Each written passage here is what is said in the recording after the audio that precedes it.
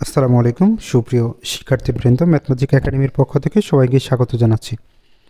আজকে আমরা এসএসসি 2024 সালের ঢাকা বোর্ড গণিত প্রশ্ন 3 নংটা আলোচনা করব।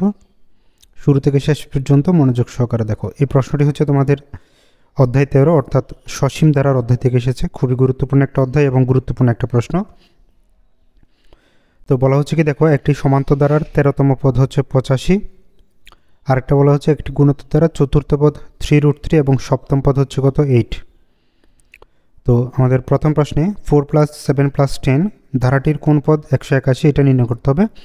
খুবই সহজ একটা প্রশ্ন। আমরা এই ধরনের অঙ্কগুলোতে কোন পদ 181 এটা যখনই জিজ্ঞেস করবে আমরা nতম পদের সূত্রটা সামনে নিয়ে আসবো। nতম পদ হচ্ছে কি a + n - 1 × t। তো আমরা কী করবো, এখানে ধরে নিব যে nতম পদ হচ্ছে কত 181। প্রশ্ন, প্রদত্ত ধারা, আমাদের ধারাটা হচ্ছে কত 4 + 7 + 10। তো এটা একটা সমান্তর ধারা আমরা দেখতে পাচ্ছি, এখানে 3 বৃদ্ধি পাইছে, এখানেও 3 বৃদ্ধি পাচ্ছে। তো এখানে আমরা লিখব যে এখানে a = 4, d = 7 - 4 = হচ্ছে কত 3। ডি বের করতে হয় কীভাবে, দ্বিতীয় পদ থেকে প্রথম পদটাকে মাইনাস করা লাগে। আচ্ছা, আমরা ডি এর মান পেয়ে গেলাম। এখন আমরা কি করব, যে মনে করি, তোমরা এখানে ধরে লিখতে পারো, মনে করি nতম পদ ইকুয়াল 181। আমাদের যে পদের কথা বলছে 181, এটাকে আমরা ধরে নিয়েছি। এই যেখানে বলা ছিল কোন পদ 181, তো আমরা ধরে নিয়েছি nতম পদ হচ্ছে কত 181। এবার আমরা nতম পদের সূত্রটা এখানে বসাবো। nতম পদের সূত্র কি a + n - 1 × d = 181। তো a এর মান আমরা জানি হচ্ছে কত, এখানে 4 + n - 1 × d, d এর মান হচ্ছে কত 3 = 181, বা 4 + 3 দিয়ে গুণ করে দাও, 3 × n মানে 3n, 3 × 1 মানে 3। তো এখানে প্লাস মাইনাস হবে কি মাইনাস, = 181। আমার দরকার হচ্ছে কি শুধু বের করা, n বের করা। তাহলে আমরা 3nটা রেখে দিলাম। এখানে দেখো +4 আছে, এখানে -3। তো 4 থেকে 3 গেলে থাকে কত 1 = 181। আমরা এই 1কে ডান পাশে নিয়ে যাব। তাহলে পাচ্ছি 3n = 181 + 1 হয়ে যাবে কি -1, বা 3n = 181 থেকে যদি 1 বিয়োগ করে দিই তাহলে আমরা পাবো 180, বা n = আমরা 180কে কী করবো 3 দিয়ে ভাগ করে দেবো। কেন করতে হবে, কারণ 3 এদিকে গুণ আসছে, ওই দিকে গিয়ে ভাগ হয়ে যাবে। তো 3 দিয়ে এটাকে ভাগ করলে পাবো আমরা হচ্ছে 60, 3 × 6 = 18, তাহলে 60 হবে। তাহলে আমরা বলতে পারি সুতরাং 60তম পদ 181। এটা হচ্ছে কি আমাদের ক নং প্রশ্নের উত্তর। এখন হচ্ছে খ নং প্রশ্ন। তো এবার আমরা খ নং প্রশ্ন করব। খ নংয়ে বলছে কি, 1 নং উদ্দীপকের সাহায্যে ধারাটির 25টি পদের সমষ্টি নির্ণয় করো। এটা করার জন্য আমাদের একটা মাত্র শর্ত দেওয়া আছে, সেটা হচ্ছে কি 13তম পদ হচ্ছে 85। এই শর্তটা ব্যবহার করে আমাদের 25টা পদের সমষ্টি নির্ণয় করতে হবে। তো এর জন্য আমাদের যেহেতু ধারাটার প্রথম পদ কত সেটাও আমরা জানি না, সাধারণ অন্তর কত সেটাও জানি না, এই জিনিসগুলো আমরা ধরে নিব।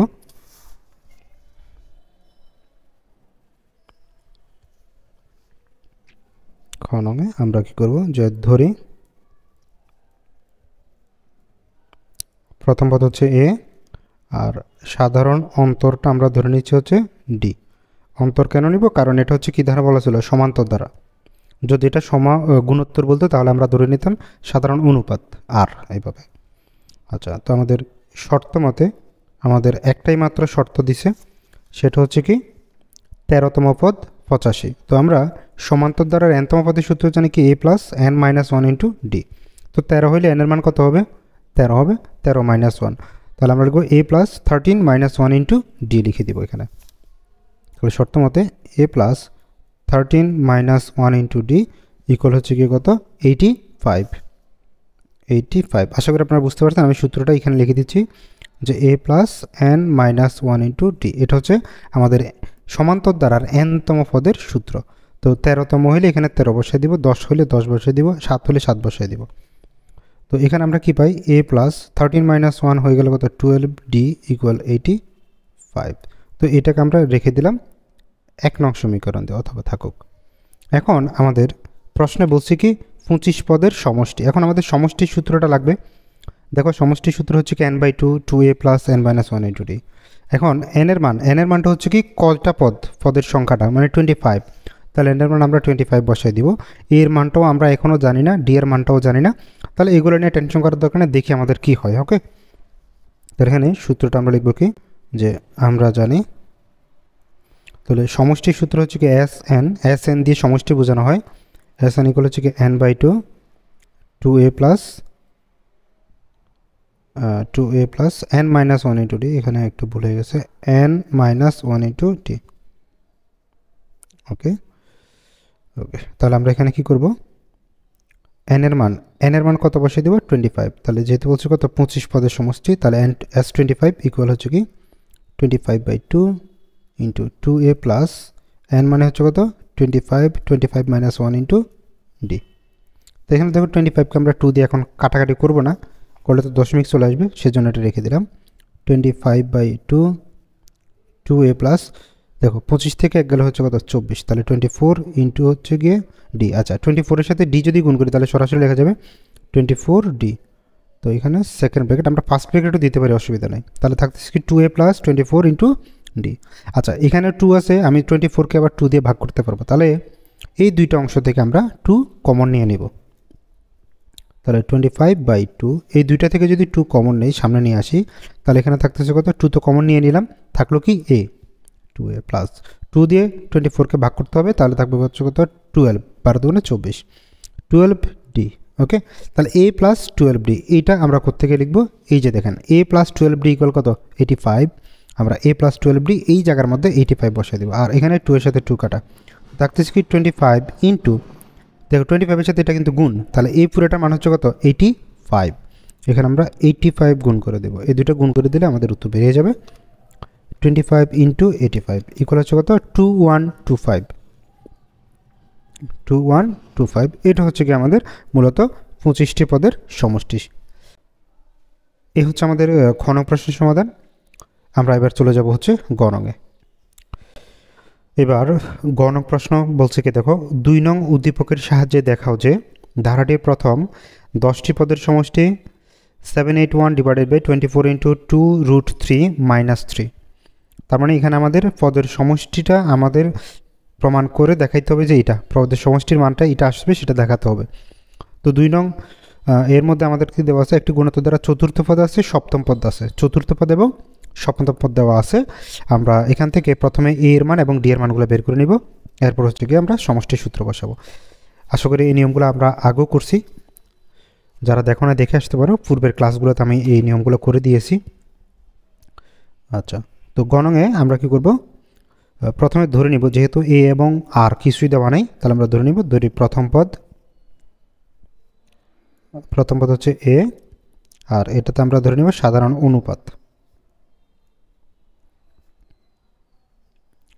অনুপাতকে আমরা r ধরে নিয়েছি। তো আমাদের দুইটা পদ আছে, তার মানে দুইটা শর্ত। তার মানে প্রথম শর্ত আমাদের বলছে কোন পদ, চতুর্থ পদ হলে আমরা nতম পদের সূত্র কি জানি গুণোত্তর দ্বারার ক্ষেত্রে, খেয়াল করেন nতম পদ a r two the power n minus 1, ঠিক আছে। তাহলে চতুর্থ পদ হলে n এর জায়গায় 4 বসে দিব, a r two the power 4 minus 1। প্রথম শর্ত মতে a r two the power 4 minus 1 equal কত হবে, ইকুয়াল হচ্ছে গিয়ে 8√3 সরি 3√3 হবে, এটা 8 না 3√3। তারপরে এখানে আরেকটু কাজ করা যায়, তাহলে কি পাই আমরা a r, এটা হচ্ছে কিউব ইকুয়াল 3√3। এটাকে আমরা 1 নং সমীকরণ দিয়ে দিব। এবার লিখব দ্বিতীয় শর্ত মতে, আমাদের দ্বিতীয় যে শর্ত সেটা হচ্ছে কততম পদ, সপ্তম পদ। তাহলে আমরা লিখব যে a r two the power 7 minus 1 equal, সংখ্যাটা হচ্ছে কত সপ্তম পদ 8, অর্থাৎ 8। তাহলে আমরা এটাকে লিখতে পারি কি a r two the power 7 minus 1 হলে 6 হয়, ইকুয়াল 8। এটা হচ্ছে আমাদের 2 নং সমীকরণ। তো আমরা 1 আর 2 নং সমীকরণ পেয়ে গেলাম। বলছিলাম আগের অঙ্কগুলো তো বলছি, আবার বলছি, গুণোত্তর দ্বারার ক্ষেত্রে সমীকরণগুলো ভাগ করতে হয়। আমরা কি করব, 2 নংকে 1 নং দিয়ে কী করে দেব, ভাগ করে দেব, 2 নং ভাগ 1 করে পাই। তো 2 নং সমীকরণ আমাদের আছে কি ar⁶ divided by ar³ equal, এখানে হবে কত 8 আর 3√3 হবে নিচে। আচ্ছা, এর সাথেই কাটা যাবে, আর উপরে 6টা নিচে 3টা, তাহলে কাটাকাটি করলে আমরা আর কয়টা পাবো, 3টা পাবো। 8কে যদি আমরা ভেঙে লিখি তাহলে পাচ্ছি 2³ তাহলে এখানে হচ্ছে কত 3√3। 8কে আমরা লিখতে পারি হচ্ছে গিয়ে 2³ আর 3√3 মানে হচ্ছে গিয়ে তোমাদের √3 হোল কিউব। আশা করি এটা তোমরা পারো যে রুট এর উপরে যদি আমরা হোল কিউব দিই তখন এটাকে আমরা a√a লিখতে পারি। এটা হচ্ছে কি মূলত জিনিসটা হচ্ছে গিয়ে আমরা √a হোল কিউবকে আমরা √a² এবং √a এভাবে ভেঙে লিখতে পারি। তাহলে √a² করলে তোমার কি হয়, এখানে একটা, এখানে 2টা, এখানে একটা, তাহলে টোটাল একসাথে করলে 3টা। আবার √a² কেটে দিলে শুধু a থাকবে, এখানে রুট থাকবে, তার মানে a √a √3 a√3 whole cube মানে হচ্ছে কি a√a। আবার যদি আমাদের এরকম থাকে b √ whole cube √b whole cube তাহলে এটা হবে b√b, এভাবে হবে। তো তার থেকে এবার আমরা উল্টা করছি, মানে b√b মানে √b whole cube, a√a equal √a whole cube, এভাবে 3√3 ইকুয়াল √3 হোল কিউব।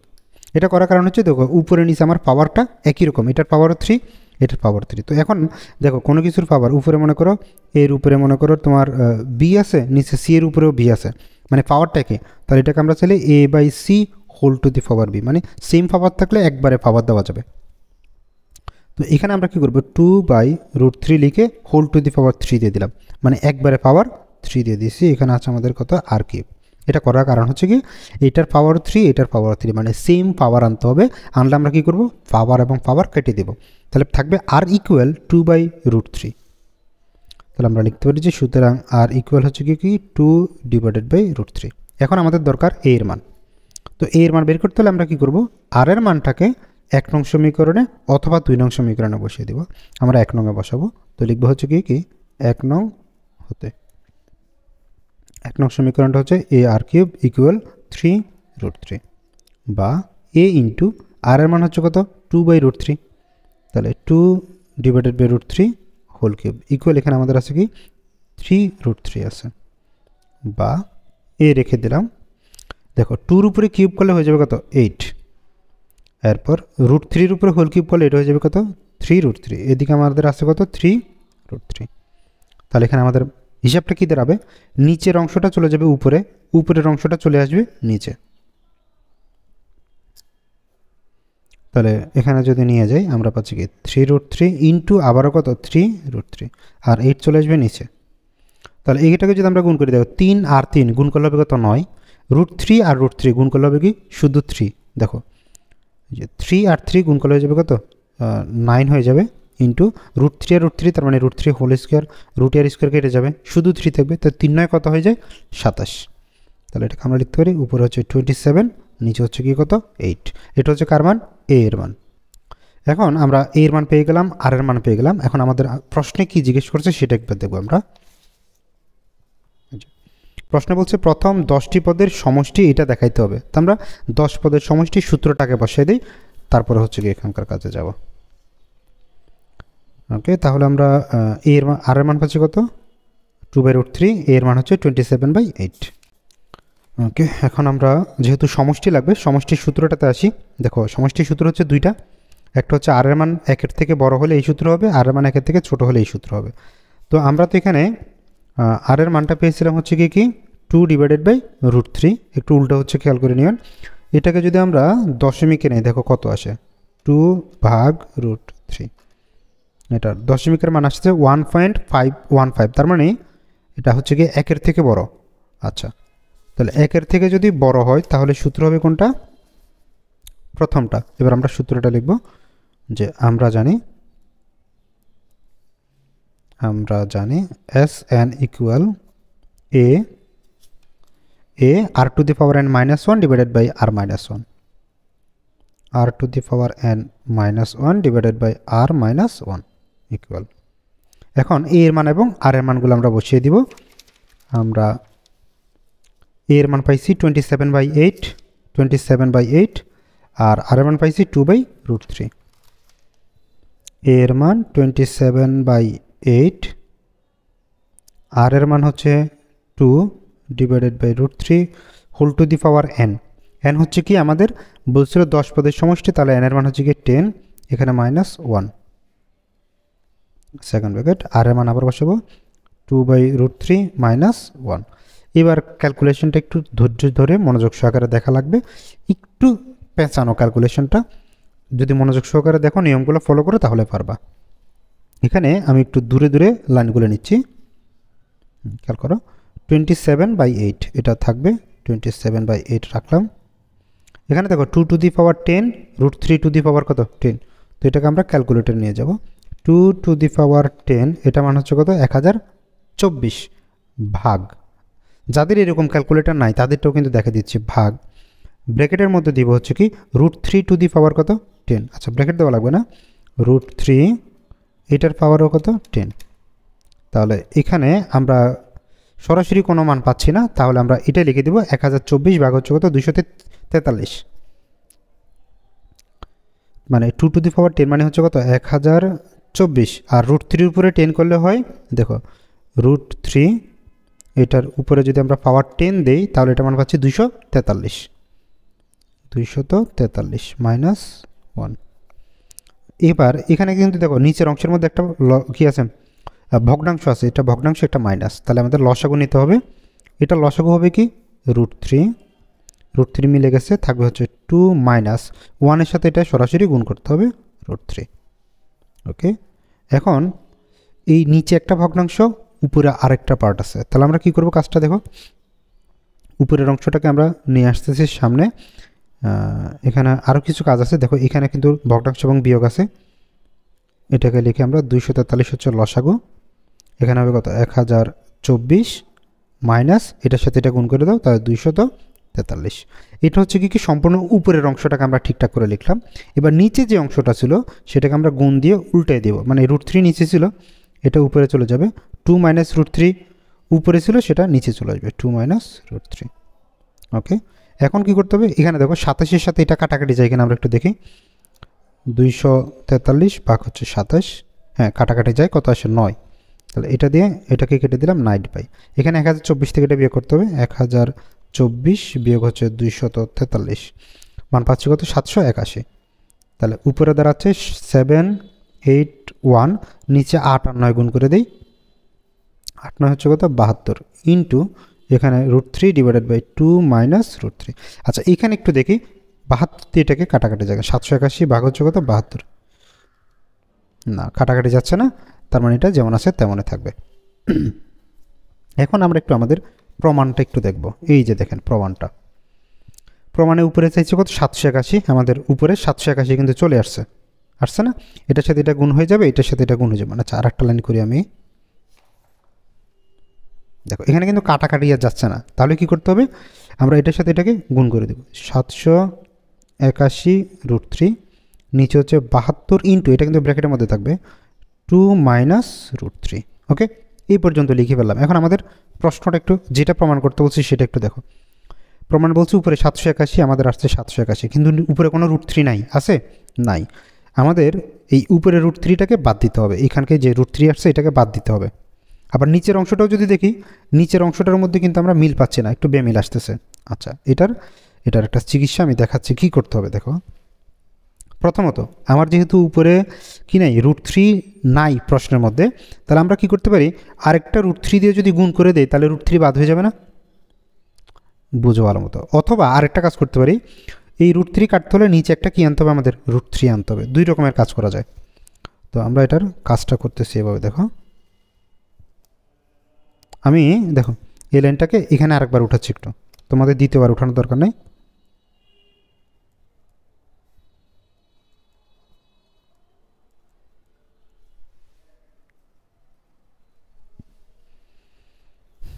ওকে, ওঠানো হয়ে গেছে। এখন আমরা ক্যালকুলেশনটা করে দেব। ক্যালকুলেশনটা হচ্ছে কীরকম, 781 ঠিক থাকবে, একটা √3 রাখলাম। এবার আমরা যেটা করব, উপরে আরেকটা √3 আমরা কি করব, গুণ করব, আরেকটা √3 গুণ করলাম। তাহলে উপরে যদি √3 একটা গুণ করে নিচে আরেকটা কী করতে হবে, আমাদের √3 দিতে হবে। তাহলে আমরা 72কে আগে রেখে পরে √3 দিচ্ছি, আর এখানে থাকতেছে 2 মাইনাস রুট থ্রি। এই যে রুট থ্রিটা আর এই রুট থ্রিটা কাটাকাটি করলে কিন্তু আবার উপরের লাইন চলে আসবে। কেন এটা আনছি আবার বলতেছি, আমাদের প্রশ্নের মধ্যে রুট থ্রি নাই। উপরে দেখো প্রশ্নের মধ্যে কি নাই, এই যে উপরে 781 একা, এখানে কোনো রুট থ্রি নাই।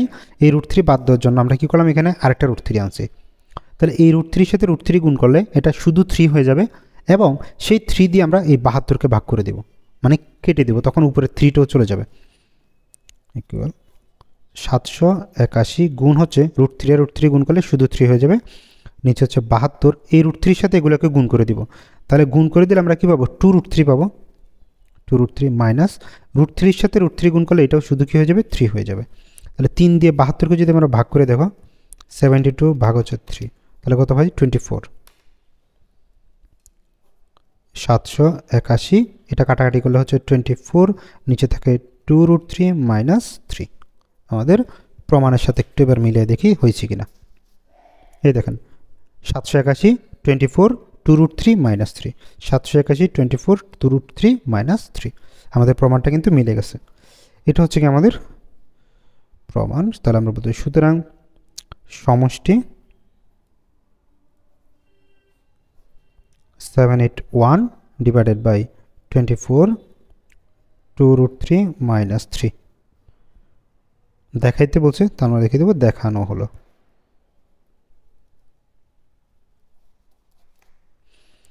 এ হচ্ছে কি আমাদের ঢাকা বোর্ড 2024 সালের 13 অধ্যায় থেকে, অর্থাৎ সসীম ধারা অধ্যায়ের প্রশ্নের সমাধান। এখানে আমি আরেকবার একটু আপনাদের সাথে এই অংশটা, আমি জানি আগের অংশটাতে আপনাদের ভেজাল হবে না, ভেজালটা হবে গিয়ে শেষের এই ক্যালকুলেশনটাতে। একটু মনোযোগ দিয়ে আবার খেয়াল করো আমরা কি কাজ করছি এখানে। আমাদের এখানে আমরা কি করছি, এ এর মান বসাইলাম, আর এর মানটা বসালাম, এখানেও আর এর মানটা এই জায়গায় বসালাম। বসানোর পরে 27/8 2 টু দি পাওয়ার 10, এটাকে যদি করি আমরা 1024 পাই, রুট থ্রির পাওয়ার 10 ক্যালকুলেটর দিলে তোমরা পেয়ে যাবে 243, বিয়োগ 1 বসালাম। নিচে আমাদের একটা ভাগ আছে, মানে বিয়োগ আছে, বিয়োগের ক্ষেত্রে আমাদের লসাগু নিতে হবে, রুট থ্রি নিলাম, রুট থ্রির সাথে রুট থ্রি মিলে গেছে, তাহলে 2 বসবে। এটা নিচে যেহেতু কিছু নেই ডাইরেক্ট গুণ করতে হবে, রুট থ্রি ইন্টু 1 মানে রুট থ্রি করলাম। এবার উপরের এই পুরো অংশটাকে আমরা এই জায়গার মধ্যে বসাইছি। এই পুরো অংশটা হচ্ছে কি উপরেরটা 27 ডিভাইডেড বাই 8, আর এখানেও কিন্তু আমরা পাশাপাশি একটা বিয়োগ করে দিছি। বিয়োগের ক্ষেত্রে লসাগু নিলাম 243, এটা 1024 হবে, এটার সাথে এটা গুণ করে দিব, সরাসরি 243 হবে। গুণ দিয়ে নিচের ভগ্নাংশটাকে উল্টে দিব, হর হয়ে যাবে লব, লবেরটা হয়ে যাবে হর। করলাম 27 দিয়ে এটাকে কাটা যায়, 9 আসে, আচ্ছা 9, এখানে 8 থেকে 8 আর 9 গুণ করলে 72 হয়, এটা থেকে এটা বিয়োগ করলে 781 রুট থ্রি 2 রুট থ্রি। ওকে, এবার এখানে যেহেতু কোনো কাটাকাটি যাবে না, 781 রুট থ্রি বসিয়ে দেবো, 72 2 মাইনাস রুট থ্রি বসিয়ে দেবো। এতটুকু কিন্তু আমাদের উত্তর আমরা দিয়ে ফেলতে পারতাম, কিন্তু প্রশ্নের মধ্যে আমার বলছে কি, যদি মনে করো এই প্রশ্নটাতে যদি শুধু বলতো যে 10টি পদের সমষ্টি বের করো, তাহলে এই পর্যন্ত লিখে শেষ করে দিবা, বাকিটার দরকার নাই। কিন্তু আমাদের এই প্রশ্নের মধ্যে বলছে যে দেখাইতে হবে এটা সমষ্টি এই মানটা আসবে, সেই জন্য আমাদের কি করতে হবে, এই মানটা প্রমাণ করতে হবে। তো প্রমাণ করতে গিয়ে আমরা কি করছি, এই যে এটা তো রুট থ্রি আগে থেকেই ছিল, আমরা আরেকটা রুট থ্রি উপরে এবং নিচে গুণ করে দিছি, উপরে নিচে রুট থ্রি বসে দিছি, রুট থ্রি গুণ করলে শুধু 3 হয়ে যায়, 72 রাখলাম, ওই রুট থ্রিটা নিচেরটা এই দিকে গুণ করে দিলাম, 2 এর সাথে গুণ করলে 2 রুট থ্রি, রুট থ্রির সাথে রুট থ্রি গুণ করলে সেটা শুধু 3 হয়ে যাবে। এখন 3 দিয়ে 72কে কাটলে হয়ে যায় 24, 781, এই নিচেরটা যেমন আছে তেমন। এটাই হচ্ছে আমাদের উত্তর। তো এই ছিল আমাদের ঢাকা বোর্ড 24-এর প্রশ্নের সমাধান। যদি ক্লাসটি ভালো লাগে চ্যানেলটি সাবস্ক্রাইব করো এবং কমেন্টে তোমার বিদ্যালয়ের নামটি বলে যাও। তো দেখা হচ্ছে পরবর্তী পর্বে। আমরা পরবর্তী পর্বে অন্য একটি বোর্ড প্রশ্ন নিয়ে আলোচনা করব। সে পর্যন্ত সবাই ভালো থাকবেন, সুস্থ থাকবেন। আল্লাহ হাফেজ।